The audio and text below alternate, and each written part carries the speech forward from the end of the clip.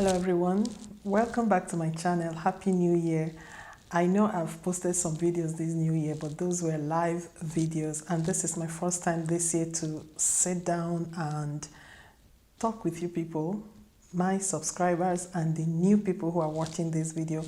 If you've never seen me before, my name is Joy Ijoma Meribe. This is the beginning of the year. A lot of people are talking about setting goals, New Year resolutions, things we want to achieve within the year. Personally, I don't have anything with setting goals for our lives. What I have an issue with is giving it a time frame. Time is in the hands of God. And we as human beings, we don't have control of that.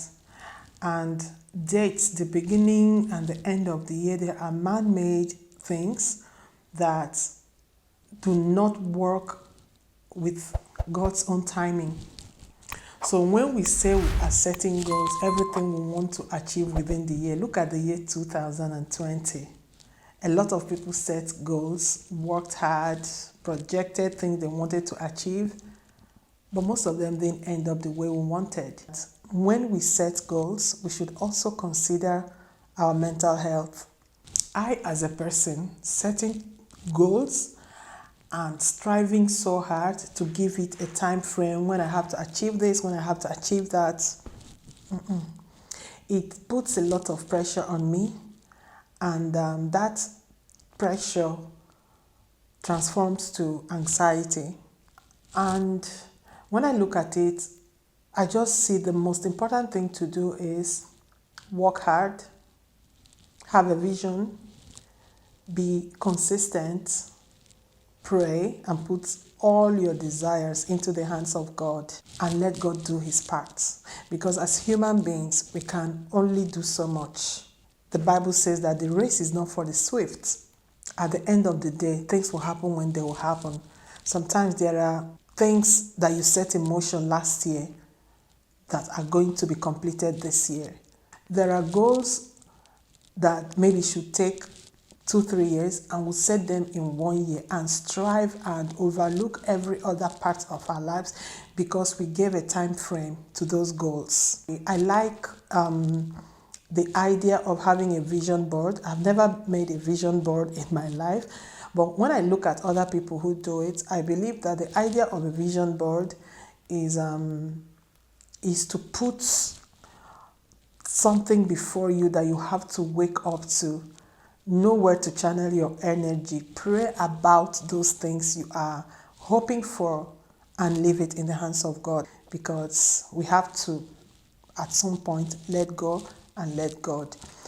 The reason I'm talking about this is sometimes our goals put us under so much pressure that we overlook some things that God is accomplishing in our lives that we don't consider goals, and put our mind so much on those things that we consider goals, and it robs us of so much joy that we should have in our lives because we are so focused on those things that we've not achieved yet, and we lose sight of so many other beautiful things that God is accomplishing in our lives. And one thing we should also know is that whatever it is that we desire to achieve, some things we can never have them at the same time. For example, when you have young children, there are realistic goals you could set for your career, and there are unrealistic goals you could set for your career. Sometimes you either here or there. And when we try to put ourselves at the same time here and there, that becomes a lot of pressure that robs us of so much tranquility. And to some extent, that might affect our mental health. And when this affects our mental health, it affects everybody around us.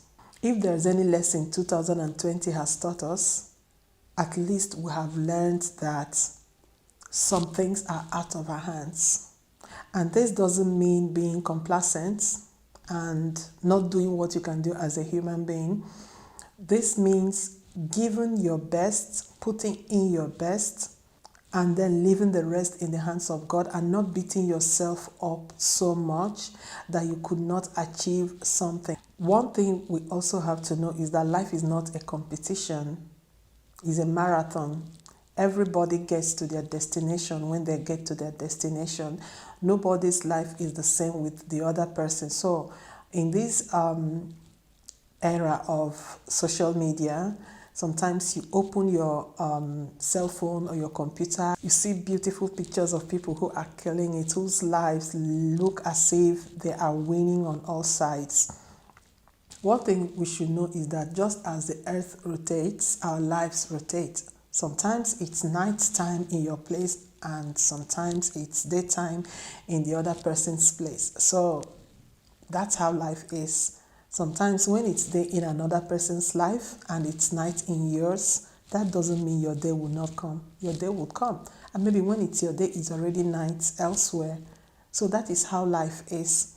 There would always be something you're praying for, you're working hard for, you're believing God for, which is different from another person's own. Some people, it is to find love. Some people, it is to have children. For some people, it is to excel in their careers. There are so many things we are working hard for. There are so many things that we can't control in life.